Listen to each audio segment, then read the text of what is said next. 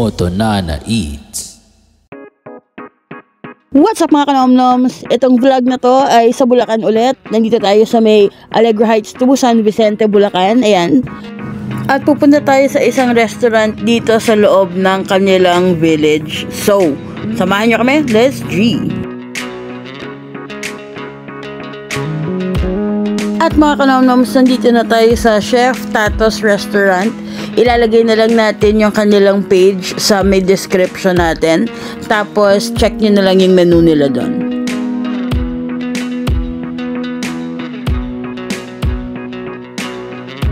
Moto Nana Eats. Very nostalgic to, kaway-kaway sa mga batang 90s dyan.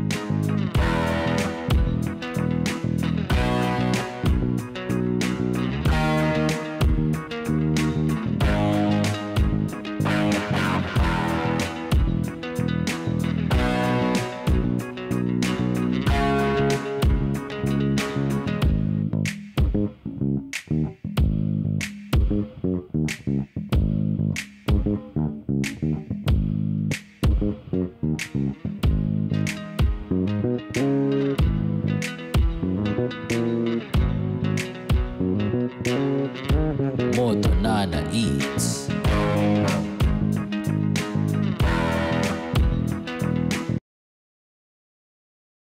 Nandito tayo sa Chef Tato's. Chef Tato, syempre naman.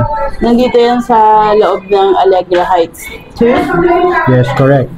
San Vicente, Bulacan. Complimentary noodles, I guess. Oh, they have complimentary Wow. Tama naman. for us. Thank you. Ang dami nating food ngayon. Kasama ko yung family ng aking brother. Wala lang yung kuya kasi nasa school. At kasama din natin si Direk na alam niyo naman na nahihiya. Direk, mag-hi ka naman. Hi, yun. Yun si Direk.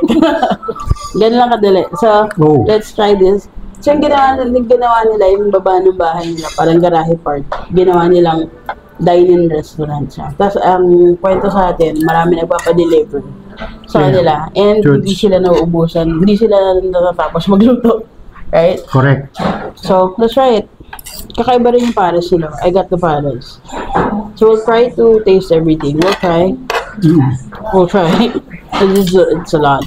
Lagi kong in-order dito, it's either sizzling liempo or pork chop. Yan. Only rice na siya, tsaka only gravy. Pero dahil hindi ako masyado nag-rice, isa lang, hindi na ako nag-extra. The diet kasi ako. Favorite ko ang kanilang chili oil.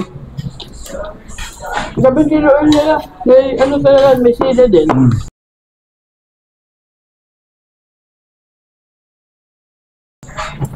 Pang ano to, fire-breathing people, kung may ilagay sa manghang. Yeah. Masas yung pares, pero walang sabaw. Kaya, okay naman. Good naman siya. Hindi ko pa yun nasa-try.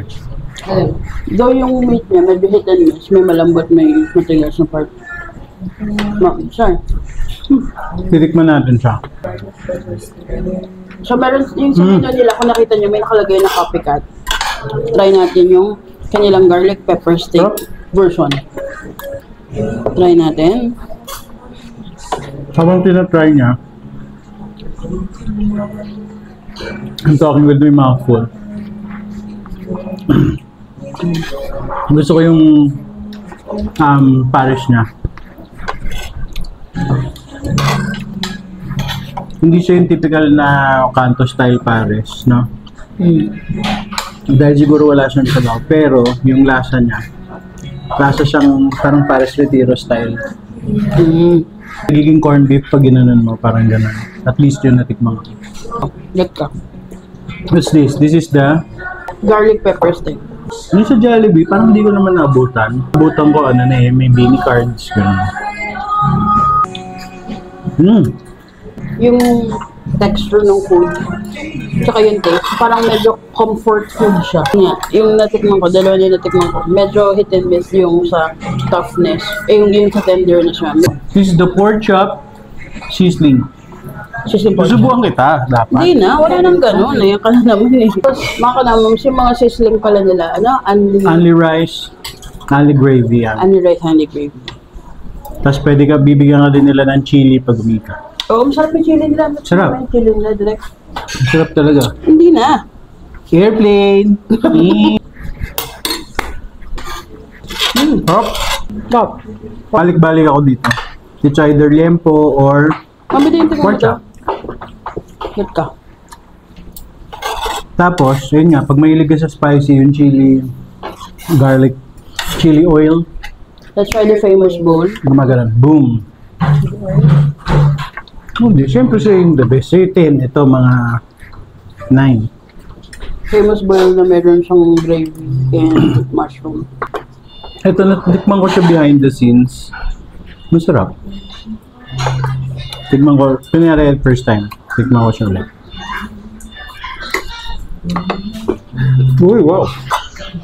Sorry, medyo expert ako dito kasi lagi ako nandito. Meron silang mga menu of the day. Nakagaya today, parang ito ata ang ano nila, menudo. Tignan mo. I haven't tried it, but So, yung sa famous bowl nila, for me, ano, masarap siya, may lasa, okay naman. Kaya lang medyo salty. Siguro pag, alam mo yung minsan yung gravy kapag tumagal na parang medyo nagiging salty siya. Pero hindi naman ulit yung salty na maalat na ano. May ano lang, may ano naman pagka-salty. Yung muna natin yung figure.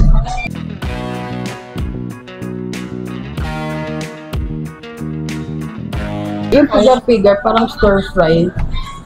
Diba? Going back to the beef, ano siya, hit and miss ulit sa oh, beef yum. tsaka sa tigas. Kanina ko pa tinatry.